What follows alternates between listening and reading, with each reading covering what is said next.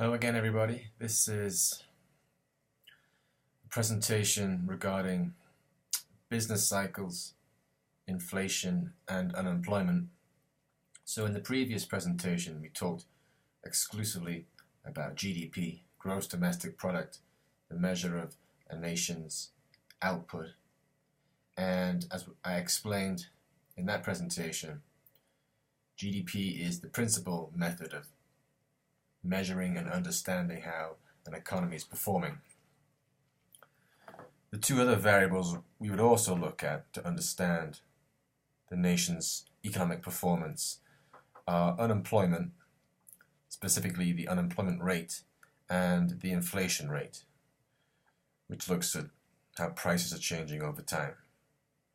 So we're going to talk about those two variables today. Before we get there, let's start with the idea of business cycles. Now we've talked about production and output. We'll look at how output and therefore employment flow over time.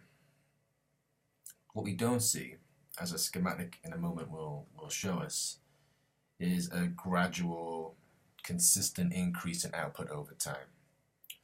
What we tend to get are times in the US economy where things are going really well. Output is increasing every year at a good high rate, a high percentage rate, but also times when output is perhaps increasing at a low rate or even decreasing. So you're probably aware of the last recession, what they're calling the Great Recession, which occurred between 2007 and 2009. And so what we want to look at are business cycles and how the economy tends to flow in these cycles. So this diagram shows you the level of real output, that's real GDP. So that's GDP again with the effect of prices taken out, graphed against time. So as we move from left to right, we're just moving forwards in time. And we can see that we have this growth trend. That blue line represents just the long run trend in growth. So real GDP over time is rising. And when you look at the growth trend, it's rising steadily. But in the short term, we don't see that. We see these fluctuations in economic output. And each of these single cycles we call a business cycle. And it's comprised of 4 different components. So when things are going well and the economy is performing at a good, strong rate, we reach the peak, which is the top of this cycle, as you can see. But at some point, the good times are going to move over and we start to go into a period of an economic contraction, which could be a recession. So after the peak and the economy turns downwards, so economic activity starts to fall, we move into what could potentially be a recession. If we do go into recession, then at some point we'll just bottom out. At some point that fall in economic activity will be at its very lowest, and we call that a trough. And then following the trough, once you're at your lowest point and we keep moving in time, then it's a suggestion of the only way is up. So economic activity will eventually pick up, and we call that an expansion. So those 4 components, the peak, recession, trough, expansion, then moves into another peak, recession, trough, expansion. Those are called business cycles. And so it just shows how the economy fluctuates as time progresses. So just to think again about those 4 phases of the business cycle. So again, we start with a peak. That's where business activity reaches this temporary maximum. So we would say that the full employment and near capacity output are maximized at that point. We'll talk a little bit about what full employment means when we look at unemployment. But basically, the economy has reached this maximum. And following that, Once you've reached the maximum and time progresses, well then we go into a time period of economic contraction, and we call this a recession. So a recession is a decline in total output. Also, we have falling income levels, unemployment levels, so we'll have rising unemployment. So this again is a time where the economy isn't performing very well. So we have a fall in production, a fall in income levels, a decrease in employment as companies start to lay off workers, therefore an increase in unemployment. And as I said, this technically could or could not be a recession, because to be a recession, this has to last for 6 months or more. So you could get this decline in economic activity, but it doesn't last for 6 months. So technically, even though it's an economic decline, we wouldn't term it a recession. But for now, we'll talk about this decrease in economic activity akin to a recession. As economic activity falls, again, it's gonna reach this bottom point, which we call the trough, and so that's the very bottom of the recession period. This will necessarily be followed by the expansion period, where once again output and employment start to pick up, and the economy moves towards what we call the full employment level. Again, I'll discuss the full employment level a little bit later. So if you think about the US recessions that have occurred since 1950, then each one we can see varies in terms of its intensity, but also in terms of its duration. So you can see on the right hand side there the depth, the decline in real output, so all negative. So real output is falling. That's what the recession refers to. And the middle column there shows you, well, how long did output fall by? Remembering it has to be more than 6 months. So back to that first one there, the 1953 to 54 recession, it was quite a severe recession. Real output, real GDP fell by 2.6% and lasted for 10 months. This was followed by another fairly sizable recession, falling economic output by 3.7%, but didn't last quite as long, lasted for 8 months. If we look at 1969 to 1970 recession, a much smaller decrease in economic activity, just by 0.2%. But then again, if we look at the last one, the Great Recession, 2007 to 2009, economic output fell by 3.7%, but lasted for 18 months. So it was a severe recession, but also one that lasted a long time, which is why it's been termed the Great Recession. What I also did was put the data on a chart. Sometimes it's easier to see this graphically. And you look at all these colored lines. They all represent the decrease in employment as a percentage of the previous peak in the business cycle. So they all represent falling employment as the economy slips into recession. Again, I'm going back over several decades, but you can see again, each one differs slightly in terms of its intensity and its duration. This slide does not include the Great Recession.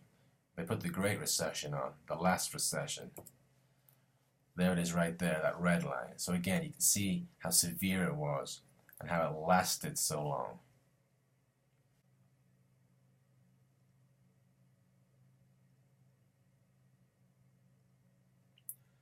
So what caused the Great Recession? Well, we'll talk a lot about this during this course. Certainly much more when we start to develop the macroeconomic models that help us understand how an economy works.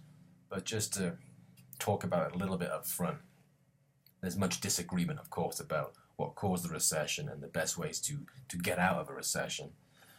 But a couple of sort of general thoughts.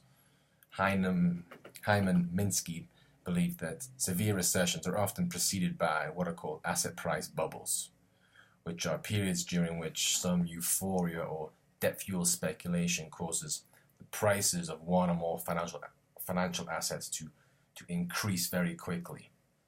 And because of that, a bubble forms, and then you can think of once the bubble pops, then it causes this big collapse down to what we would think is more realistic levels, but that's a cause of a recession. Another thought would be from economists of the so-called Austrian school. They also blame these bubbles for severe recessions, but don't blame the bubbles on euphoria or this debt-fueled speculation, but rather on government actions, and government actions that perhaps keep interest rates too low for too long.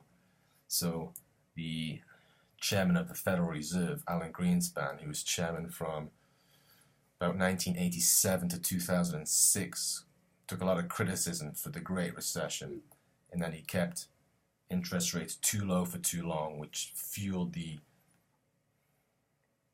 bubble in the housing market specifically, and that's one of the causes perhaps of the Great Recession. But again, we'll talk a lot more about what causes recessions and how to get out of them once we move into the economic modeling, which we'll get into soon.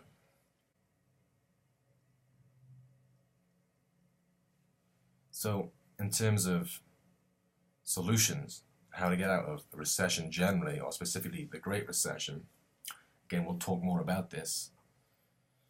The opinion in favor of a government stimulus, which is basically the government artificially injecting money into the economy, was commonly held among economists and the government, and that's what they did during the Great Recession, and they pushed interest rates very low for a very long time, and also really increased government spending. So we'll talk about why holding interest rates low is a potential tool for getting out of a recession, and also why the government may want to increase spending over the same time period, or as another option rather than holding interest rates down low. Other economists thought that the economy needed some structural adjustment, and they wanted the government not to get involved, but to hang back and let the inefficient firms who were struggling go bankrupt, and allow the invisible hand, as it's called, to reallocate resources and just let the economy go through this structural adjustment and then come back. So, as I mentioned, there's three ways that we really look at an economy, and three variables of how we try to understand its performance. We talked about GDP. Another way is to look at unemployment and the unemployment rate. So we know that when the economy isn't doing very well, the unemployment rate will go up. And we know a low unemployment rate gives us the idea that the economy is performing better. So what are the types of unemployment, and how do you calculate the unemployment rate? Well, first of all, if you think about the unemployment rate, then what rate should we naturally expect? What rate would we ideally like? And I think many people might immediately suggest, well, 0% unemployment. So everybody who wants a job has a job. But that's really not feasible, because there are some types of unemployment that are just unavoidable. Specifically, there are frictional and cyclical unemployment that really there's nothing the government can do about. So, frictional unemployment. Frictional is the first of the three types that we're going to talk about, and it's sometimes called search and wait unemployment, because in dynamic mobile societies like the United States, there's always going to be people in between jobs, people quitting their job and then deciding, I want to look for something better. Or perhaps somebody moving from Florida over to California. Maybe your spouse gets a new job in California, so the family moves, and it just takes time for you to find a new job when you get out there. So we call this frictional unemployment, and it's usually quite short term. If I quit my job and look for another one, again, in normal economic times, we think of that process as being quite short-lived.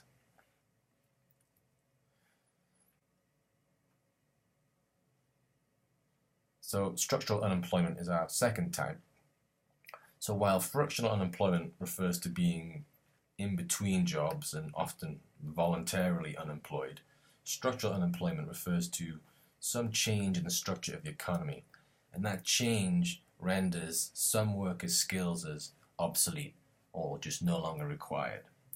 You can think of jobs that in industries that the industries in recent years or decades have just collapsed, and the skills required to do those jobs just aren't needed in today's society. So those skills have become obsolete. So it takes time for workers with those skill sets to perhaps retrain, go back to college, or go to some training school to develop new skills that are more required in today's society. So that type of unemployment is called structural unemployment. And the last one is called cyclical unemployment. And this is the one that's avoidable, because cyclical unemployment only arises when the economy goes into a recession. So, as such, the government would pay strict attention to cyclical unemployment, because this is something they can prevent, i.e., prevent the economy going into recession. We prevent cyclical unemployment. The other two types, frictional and structural, are unpreventable. There's just nothing we can do about them, so we don't try and exert any resources directed at reducing those levels of unemployment. So that's why I said up front, we don't strive for zero unemployment. What we look at is what we call the full employment rate. And so full employment refers to a situation where we don't have any cyclical unemployment. So when there's zero cyclical unemployment, so the economy isn't in recession, we think that the economy will be at this full employment rate. So we achieve the full employment rate when the economy is fully employed. So we also call this the natural rate of unemployment.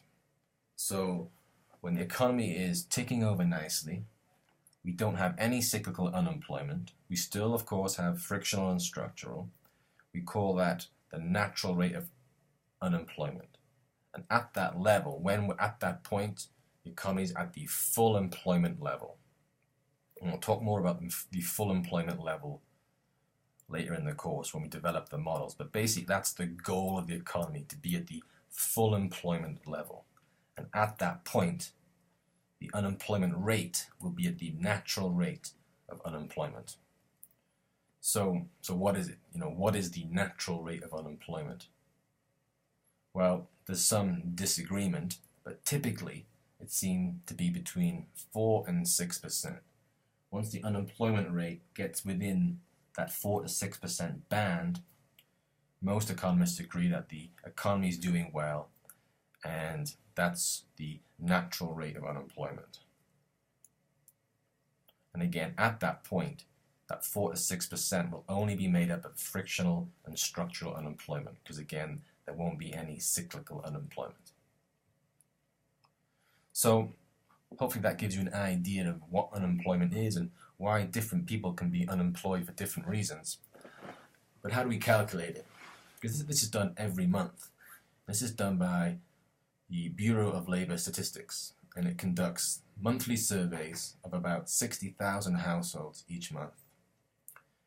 And if, as you may well, receive one of these surveys at some point, you're asked to classify each member of your household as either being employed, unemployed, or not in the labor force. And from that data, we can discern the monthly unemployment rate. So let's break down these three areas. So employed. So what does employed mean? Employed means that you're currently working, but it also includes part-time workers. So you have a job of some description. Now, if that's the case, you can consider yourself to be employed. Unemployed means I am currently seeking work, but right now I do not have a job. So I'm actively seeking work, but I haven't been able to find any. So I am unemployed. And so finally, if you are not employed or unemployed, then you must be considered as not in the labor force. And there are different groups that would consider themselves as not being in the labor force. First one is that I'm just not looking. I might be of working age, but right now, I'm not looking for work. So technically, I'm not in the labor force. We call these, or this group, discouraged workers. Sometimes people just take time off. And this is a group that, after the Great Recession, we have more than you would expect of these discouraged workers. Perhaps people that have been searching for jobs for a long time, haven't been able to find anything, so have just sort of fallen into this not in the labor force category. It could also be that you've made some money elsewhere and you just want to take some time off. Again, you'll be a discouraged workers. Also in this group, under 16s, obviously if you're at school, if you're under the age of 16, you're not considered as being in the labor force. And the same for the other end of the age spectrum. If you're of retirement age, again, not considered in the labor force. So this classification system naturally leads to some discussion of that unemployment rate calculation. So to give you an example, to throw some figures in, here we have a schematic showing that the total population of the US is just below 315 million. And so of that 315 million people, we have that top band there, or all the people who are under 16. Could also be institutionalized, that's basically in prison. Obviously, if you're in jail, you're not going to be part of the unemployment calculation. So we have about 71.6 million of this group. Again, so they're not in the calculation. Also, we have another 88.3 million people not in the labor force, which leaves 155 million people that must be in the labor force. So that consists of those bottom two bands there. And the rough rule of thumb is roughly about 50% of the population is considered as being in the labor force. So in the US, from these data, we have 155 million people in the labor force. And of those people, 142.5 million are employed and 12.5 million people are unemployed. So it's the 12.5 million people who are unemployed that we're interested in, plus how many people are in the labor force. Because the unemployment rate calculation is the number of people unemployed divided by the number of people in the labor force. So not the population, because we're not interested in everybody in the population. We're only interested in the population that are in the labor force. And then you times that by 100. So from these data, the unemployment rate would be 12.5 million people unemployed divided by 155 million people who are in the labor force. Times it by 100 to get it into a percentage. So based on these data, we have an 8% unemployment rate. So as you can see, that is above the natural rate, that 4 to 6%. So the economy isn't doing as well as we would like it to. The unemployment rate is above that natural rate of unemployment, so the economy is performing below the full employment level. So here's a diagram showing you how the unemployment rate has changed over a 20-year period. So we have the unemployment rate graphed over time, and we can see that at the beginning of the period, the early 90s, there was a recession, so the unemployment rate is up there about 7%. And you can see throughout the 1990s it fell quite consistently during the 1990s to about 4%. So for a lot of the 1990s, you can see it's between the 4 to 6% natural rate of unemployment, so the economy was performing just nicely.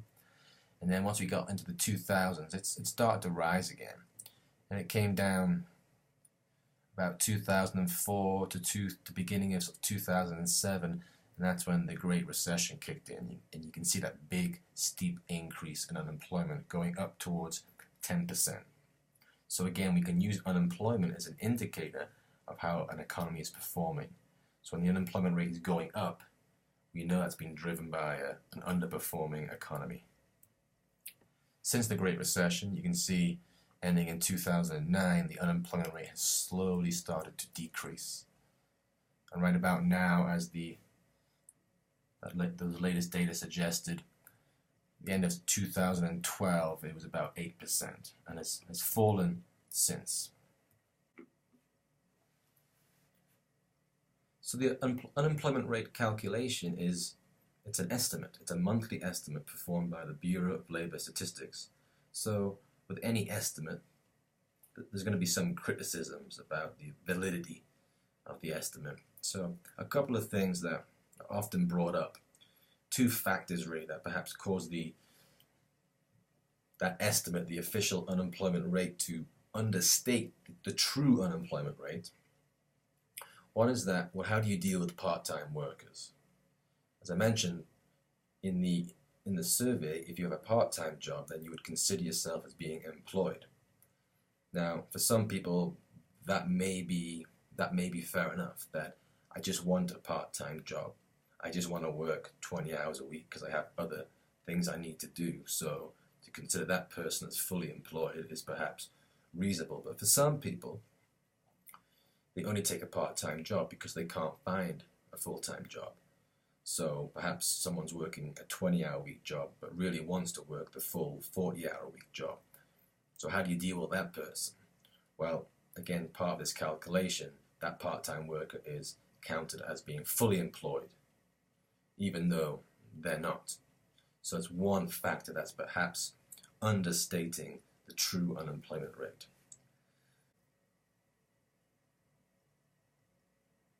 The second factor concerns the group that we call discouraged workers. So I mentioned those already, but again, this is a group that perhaps may want a job but are just not seeking for one right now. As I mentioned, post the Great Recession, the number of people in this group has gone up. So in 2012, we had 909,000 people considering themselves to be discouraged workers.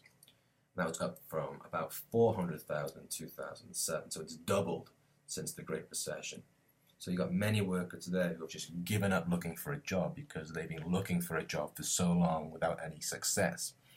So a strong argument could be made that those people are unemployed, but they're not classified as unemployed because they say that they're not right now, not actively seeking work. So both of those factors combined suggest that the official unemployment rate is understated. So what are the costs of unemployment? Well, one thing we look at is what we call the GDP gap. And the GDP gap is the difference between actual GDP at any one point in time and potential GDP, where potential GDP reflects what we just talked about regarding the level of GDP when the economy is at that natural rate of unemployment. So potential GDP you can think about is the level of GDP when the economy is doing well. So the GDP gap is the difference between the GDP level right now and what it would be if the economy was performing just nicely. Therefore, it can be negative or positive, because the economy could be performing at a higher level of that or a lower level of that. And there's a fairly famous law in macroeconomics, Okun's law, named after the economist Arthur Okun, who quantified this relationship between the unemployment rate and GDP as for every 1% of cyclical unemployment, this creates a 2% GDP gap. So every 1% of cyclical unemployment creates a 2% GDP gap. So again, this is known as Okun's law.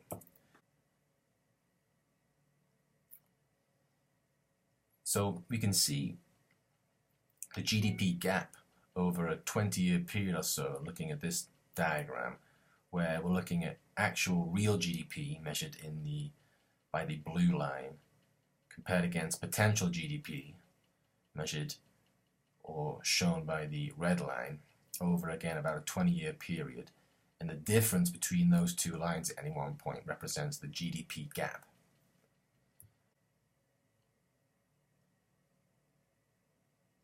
So we can see over this period the GDP gap and how it's changed over time. Early in the period here, early in the 1990s, and more recently, again, post-Great Recession, we see this, certainly for the post-Great Recession, a very substantial negative GDP gap, measuring the output that the economy sacrifices when the actual GDP level fell below potential GDP, as of course it does during a recession. And we have, again, during the 1990s, some positive GDP gap when actual GDP was above potential GDP for a few years there. And so a high unemployment rate means we're going to get a big negative GDP gap, as we did during the Great Recession. And during good times, when unemployment is low, you might either have a very small negative GDP gap or even a positive GDP gap.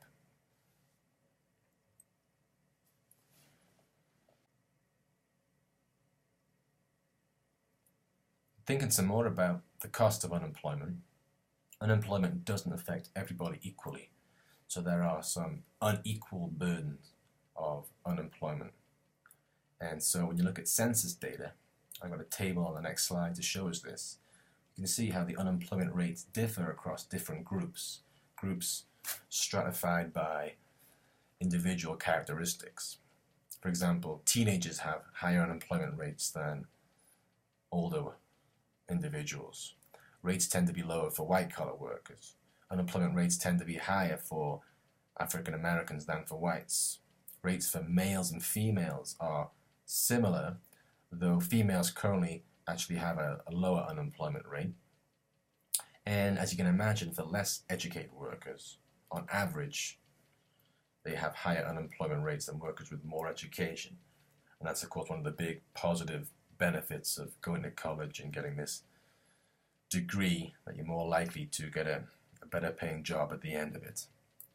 And so here's a table looking at unemployment rates in a full employment year like 2007, before the economy went into the Great Recession. Again, you can see there, unemployment rate overall 4.6%, so it's well within the 4 to 6% range, compared to 2009, still with the economy within this Great Recession, 9.3% unemployment rate, so double what it was in 2007. So you can see, looking at the breakdown, how the unemployment rate differs across these two time periods. Looking at just occupation, people with managerial or professional jobs, their unemployment rate was 2.1% in 2007, very low. For construction workers, more like 7.6%. But look, after or during the Great Recession, it went up somewhat for the managerial and professional services workers to 4.6%, but went up considerably for construction workers to almost 20%. And again, you can see the difference across age groups. So the 16 to 19, the teenager age group, while the overall unemployment rate in 2007 was 4.6%, for this group, unemployment rate is 15.7%. And during the Great Recession, got up to almost 25%. For African Americans of the teenage group, even during the good times, unemployment rate was at 29.4%. During the Great Recession, almost 40%. So again, teenagers have a much higher than average unemployment rate. By gender, you can see again, during those good times, wasn't too much of a difference, slightly more men in the 4.7% unemployed compared to women at 4.5%. But during the Great Recession, unemployment rate for men rose to over 10%, where for women it rose to just about 8%. And again, here's the education effect. You can see as we go down here, with more education, the unemployment rate goes down. Even during the Great Recession, if you had less than a high school diploma, the unemployment rate was close to 15%. With a college degree or better, the unemployment rate was down at 4.6%.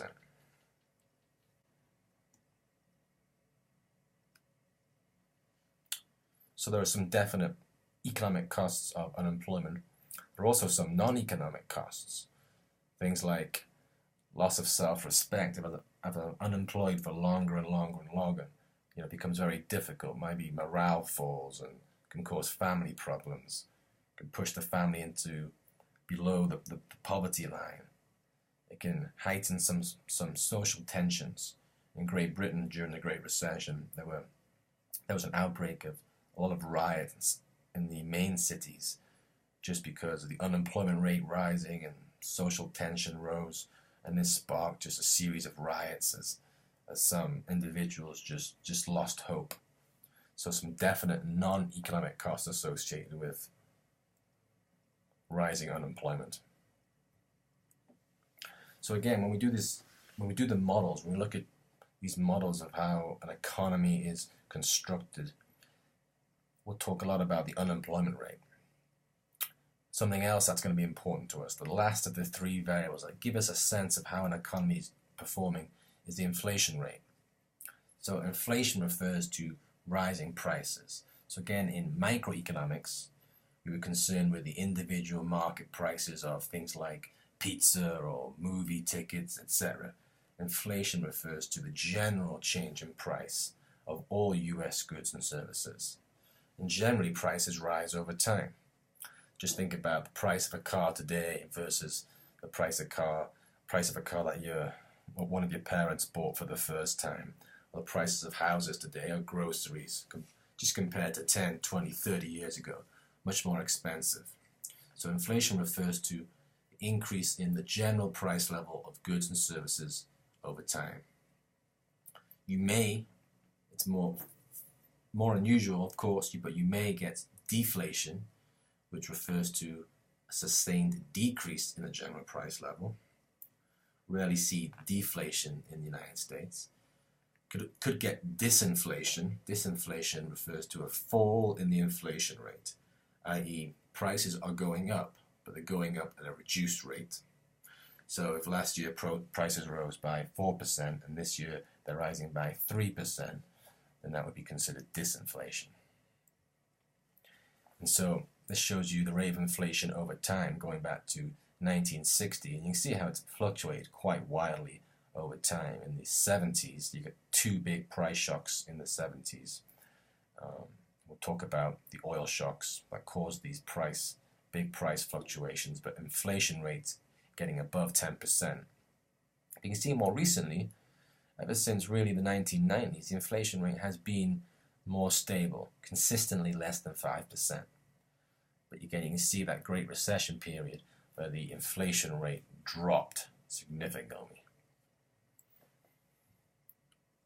So really the big factor with inflation was how do we calculate it? Because it's very difficult when you think about all the goods and services available in the United States. How can we possibly track how prices of these goods are changing over time? Well, the answer is that we can't.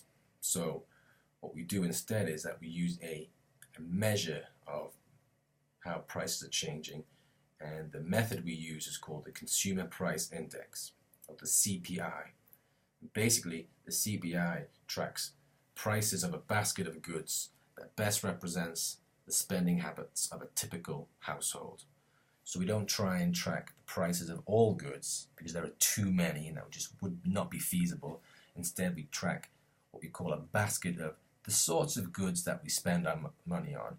And really, when you think about it, if we're tracking inflation, those are the goods that we should be tracking, the goods that we generally spend our money on. It wouldn't make sense to track the prices of yachts because the vast majority of the population would never purchase a yacht.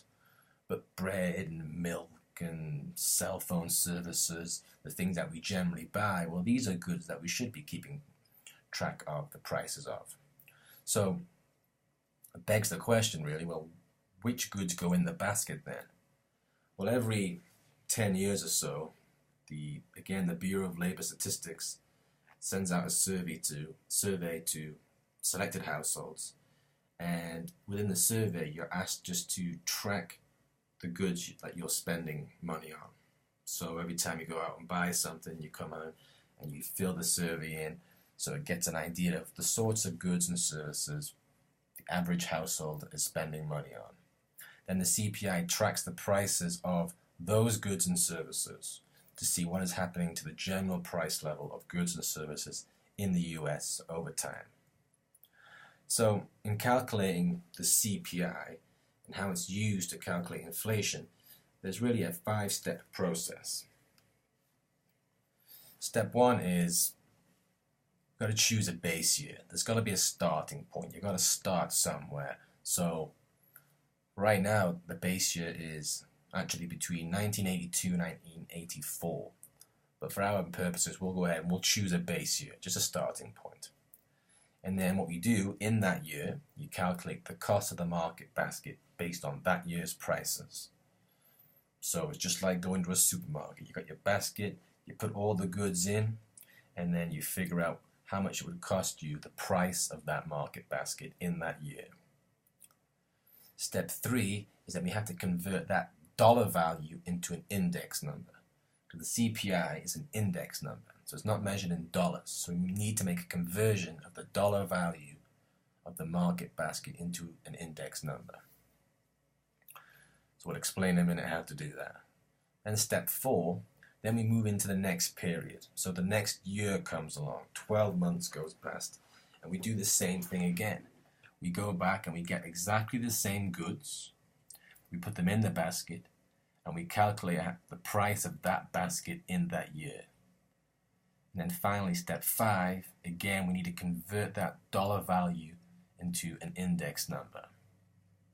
So really, each year, we're just repeating steps 4 and 5. Each year, you get the goods, you calculate the price of that market basket in that year, and you convert that dollar value into the index number that we call the CPI. So how do you do that? Well, it's just a formula that we're going to have to be comfortable with. So what we do, in the year that you're in, take the price of that year's market basket. So let's say we're in 2013. So in 2013, we figure out the price of the market basket based on the prices that prevailed in 2013. And we divide that by the price of the market basket back in the base year.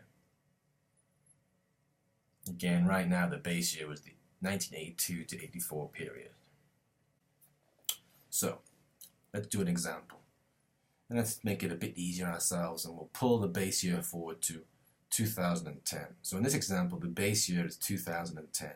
So that's our starting point. So in 2010, we go ahead and we put all these goods in the basket, and we calculate the cost of the basket to be $1,500. Again, what we need to do is take that dollar value and convert it into an index number. Well, in the base year, there's really no calculation to make, because if you go back to the formula, so the CPI is the price of the market basket in the year you're in, divided by the price of the market basket in the base year. Well, I'm in the base year, so I'll be dividing 1,500 by 1,500, and then times 100 obviously gets me the number 100. So in the base year, the numerator and the denominator of the calculation will always be the same number. So the CPI will always be 100 in the base year. So let's move forward a year and go to 2011. So in 2011, I go back and I put the same goods in the market basket. This time, the price of the market basket is $1,800. So it's cost me more to buy these goods in 2011 than 2010. Again, what I want to do is take that value and convert it into the CPI for 2011. So back to the formula. Price of the market basket in the year you're in. I'm now in 2011, so that's $1,800. Divided by the price of the market basket in the base year. We've established that at $1,500. And then times 100. And if you do that, right there, the 1,800 divided by 1,500 times 100 gives you an index, a CPI of 120. So it's the CPI that we use to calculate the inflation rate. Let's say we want to do it one more time. We go forward one more year to 2012.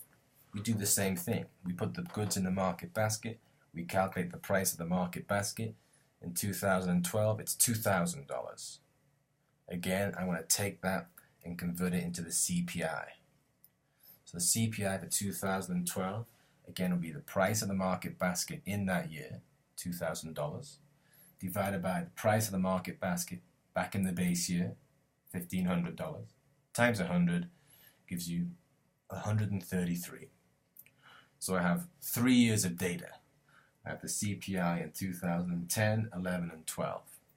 And then the inflation rate is calculated as the percentage change between 2 years CPI this year over last year. So, for example, we can calculate it for 2011 and 2012. So in 2011, I want to know what is the percentage change in the CPI from 2010 to 2011. Again, back in 2010, the CPI was 100.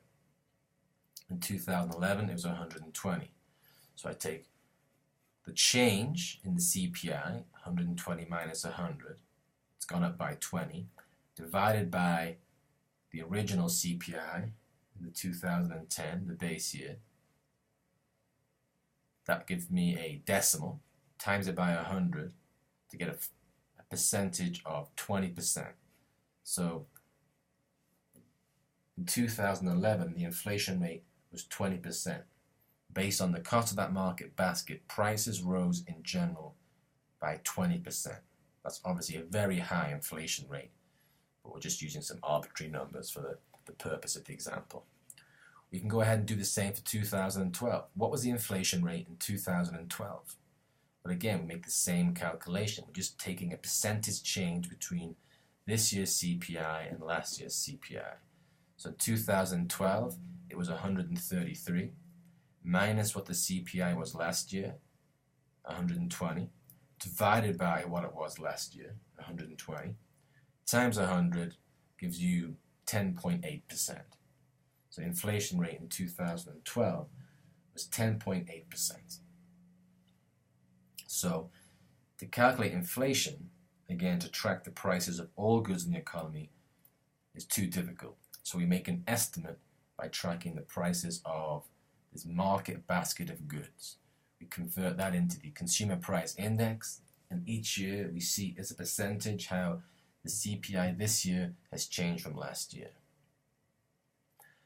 So we can see this over time for some different countries. The US is in blue.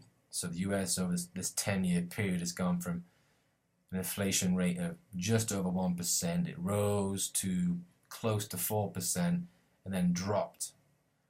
Just went negative during the Great Recession, and it's been positive ever since.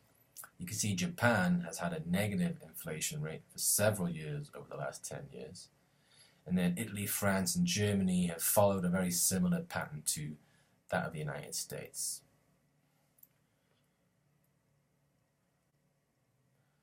So hopefully you get a sense of how to calculate the inflation rate and what it is. Just thought I'd also mention that there are different types of inflation. There's what we call demand pull inflation, where this refers to excess spending in the economy relative to production. It can often be called or described as too much spending chasing too few goods. So it represents excess demand in the economy. And with excess demand, that's when prices tend to rise. So we call this demand pull inflation, because spending is rising faster than production. So you can think of the spending in the economy as pulling up the prices. As opposed to cost push inflation, where this is caused by rises in production costs pushing up prices. So due to rises in per unit input costs, which are total input cost divided by the units of output, so how much it costs a firm to make each unit.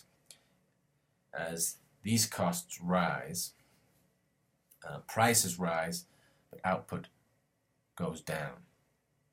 So what's happening is the rising per unit input costs are reducing profits per unit. So this should reduce the amount of output producers are willing to supply.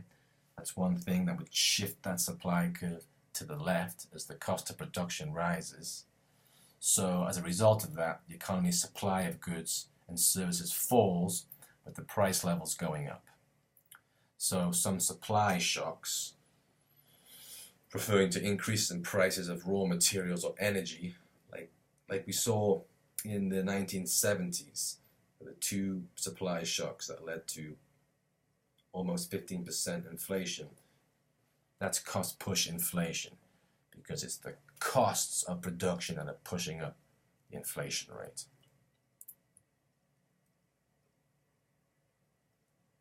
One more thing I want to talk about, and we'll mention it a few times during the course of this class about nominal variables and real variables. We've already talked about nominal and real GDP. And again, any difference between nominal and real GDP is just a real variable has been adjusted for inflation. A nominal variable is the value of that variable at that point in time. So nominal income is income that's unadjusted for inflation. So if you make $1,000 a month, that's your nominal income. Real income is your nominal income, but this time we adjust for inflation. Because again, over time we know that prices tend to rise. So we adjust nominal income from inflation, and that gives us real income. So during times of inflation, are we always worse off? If prices are rising, does that always make us worse off? Well, not necessarily, because wages or income are also prices, because the wage is just the price in the labor market. And so during inflationary times, wages and income are also going up. So as prices rise and my income rises, I'm not necessarily worse off in real terms. So what we're interested in, though, is real income. And again, real income is nominal income adjusted for inflation. And it measures the purchasing power of your income. How much can you afford with your income? And so if your nominal income rises faster than the inflation rate, then your real income is going up. You can afford to buy more each year if your nominal income is rising at a rate greater than prices are rising. So you can afford to buy more milk each year, more bread. Your purchasing power is going up. So real income is, again, what we would like to look at to really understand what's happening to that variable, to income. So as nominal income tends to rise faster than prices, real income rises over time, although that necessarily hasn't been the case in more recent years. So this diagram shows this, where the red line represents nominal income and the blue is real income. And you can see how the blue line, this goes back to 2000, has stayed fairly constant in the 2000s, but since the Great Recession has fallen from about $56,000 to roughly $52,000. So real income has fallen post the Great Recession. The red line represents nominal income, and nominal income has generally risen over time. Again, you can see that blip from the Great Recession, but post Great Recession it started to pick up again. So you can see the difference between nominal income and real income.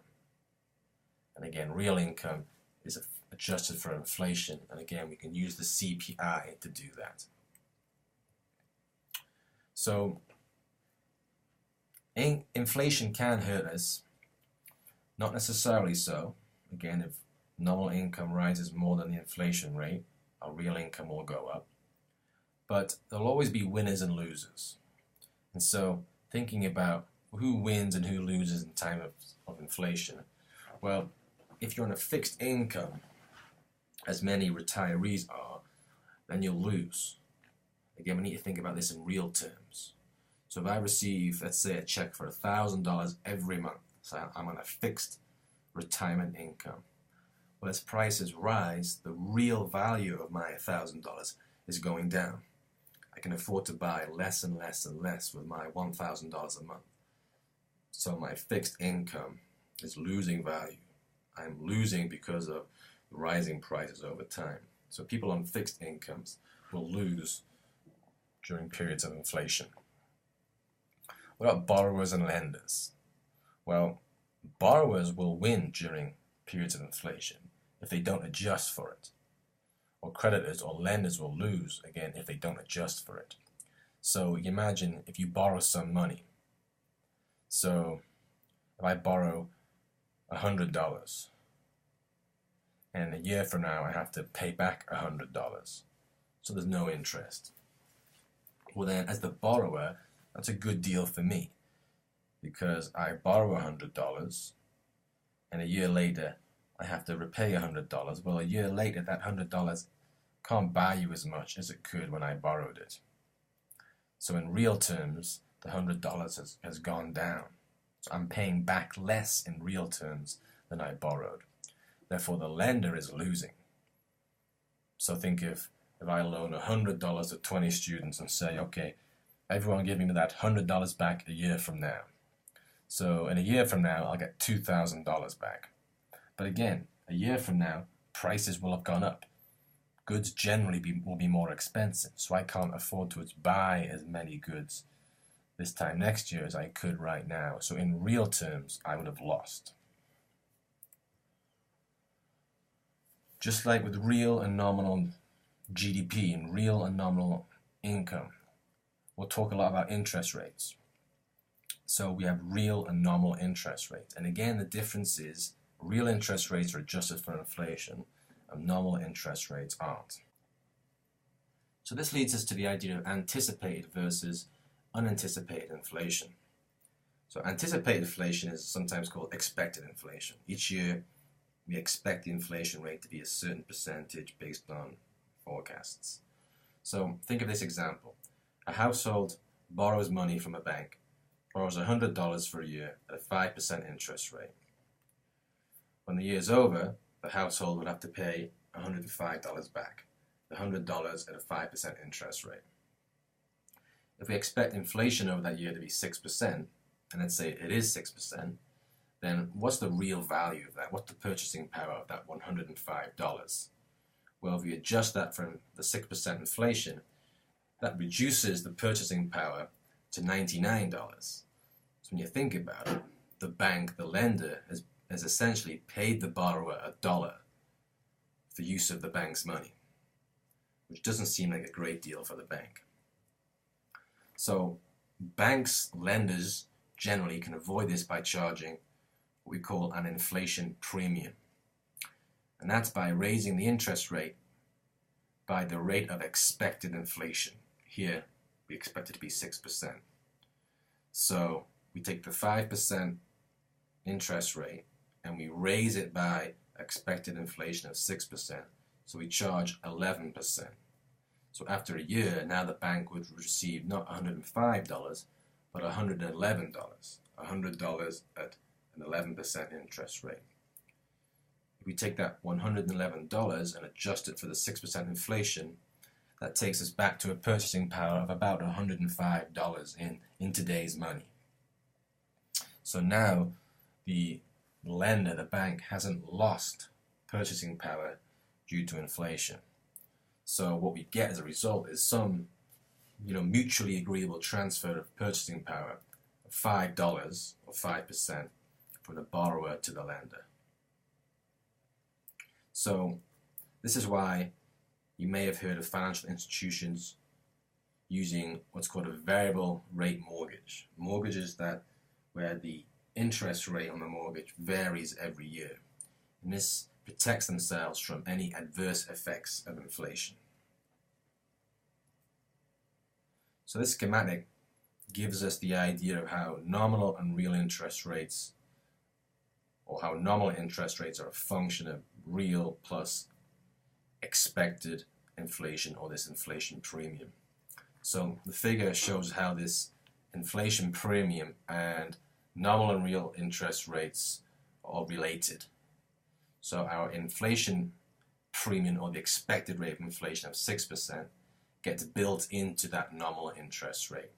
So the nominal interest rate of 11% is a function of the real interest rate of 5% plus this 6% inflation premium.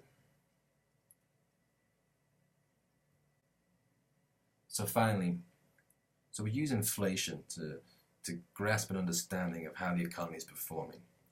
It's not as good a variable as GDP or unemployment, but it gives us some sense.